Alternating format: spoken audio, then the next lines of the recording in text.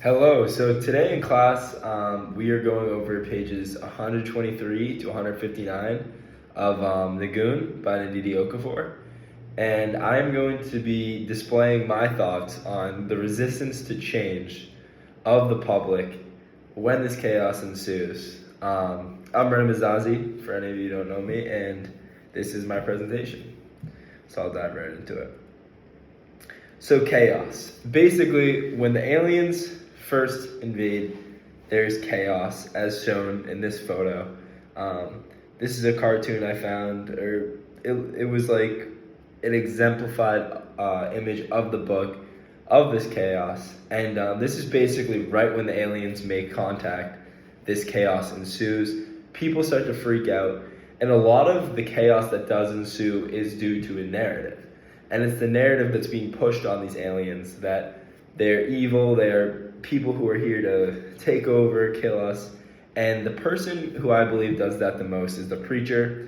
And people trust this preacher as almost, in a way, a political figure and somebody that maybe they idolize, and his beliefs mean more. So he was able to sway the public in a way to think that Ayodele was a demon, and basically make people think that these people coming here are here to take over and here to, destroy the land as we know it.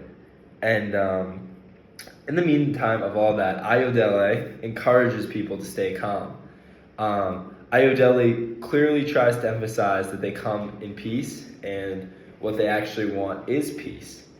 But due to political figure, preacher, and like using his power to display his thoughts, and he almost makes the issue bigger by adding more pressure to it and creates violence in a way. And that just leads to total chaos in the streets. Violence ensues, and it becomes very heated. So I wanted to take this quote to show you what Ayodele said to government officials. The quote is, "We come in peace and with gifts. We want to share knowledge, not take over, but you're making it difficult." This is just a cartoon of a government building. But basically, that's emphasizing the point that Ayodele and the aliens are trying to come in peace. They do not want any problems with humans, and their goal actually is to have peace and share what they think is both of theirs. So the human's reaction is, in my head, a resistance to change. That's the theme that I'm seeing. So the theme is that there's a resistance of humans to accept the change and accept the new beginnings. And say this alien encounter is actually a new beginning.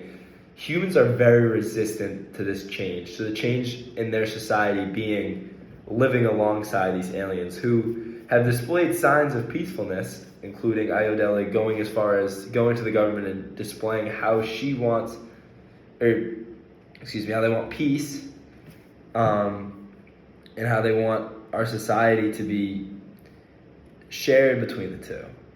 Now I want to talk about distrust, which is another theme I found. And it's another quote: "The city was erupting, not from the aliens, but from the people themselves." So the city going crazy and being all out of whack due to everything that happened, was it really because of the aliens? And I want to argue that it wasn't. Because did the aliens come there waving some flashy weapon in their face? Comparing this to previous stories we've read, there's times where the chaos has been totally understood and totally fair in a way. But I think in this exact story, I disagree. I don't think they did anything to lead to the total violence that broke out and the chaos. Because, yeah, people would have been confused, and there should have been some chaos due to people not really understanding what's going on. But I don't think there was anything the aliens did in particular that would have made the city erupt like this. It was because the people were so unwilling to change and accept these new beginnings that it led to this eruption. So I think that's like a form of distrust, I guess.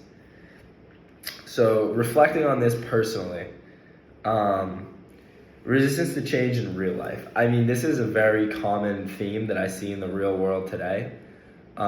There's so many examples when people are, not wanting to change, and it's like people will see something and believe exactly what they see, and it's like they think the world is set as it is, and it's like, I guess when say, somebody takes over to school and the principal is new and people love the old principal, but he had to retire. People are going to be resistant to that change, and they're not going to want to, believe in that principal and give him a fair opportunity.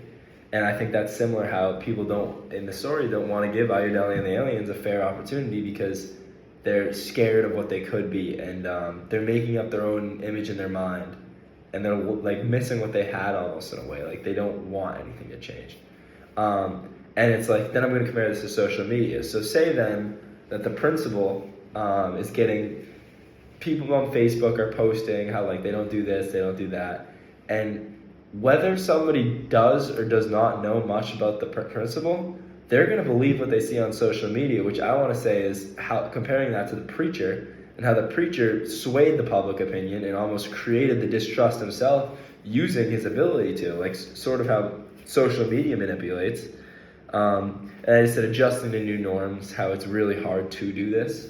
This is a cool image of social media manipulation, and I think that's kind of exactly what happens just back then. How my viewpoint changed, I used to see this as ignorance, but I honestly don't really think it is. I think manipulation is really the root of this problem, and that starts with the preacher emphasizing, his beliefs. And I empathize to both sides because I really do see both sides. I've been on both sides, and I understand how hard it can be to actually do everything that I just said, but also not be the opposite way. So that was my breakdown on these pages, and I hope you guys enjoyed.